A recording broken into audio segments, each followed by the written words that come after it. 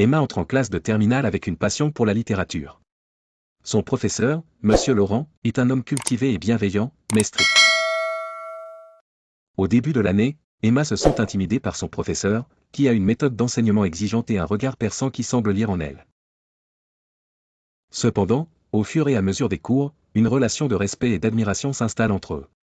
Un jour, Monsieur Laurent donne à ses élèves un projet d'écriture libre, sans cadre précis. Emma, qui traverse des moments difficiles dans sa vie personnelle, trouve dans cet exercice une opportunité de s'exprimer. Elle rédige un texte profondément personnel et sincère, qu'elle hésite pourtant à remettre, craignant que son professeur ne la juge.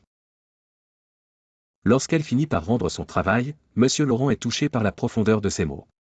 Il décide de l'encourager à écrire davantage, voyant en elle un potentiel qu'elle-même ne soupçonnait pas. Cette relation devient pour Emma une source d'inspiration et de motivation.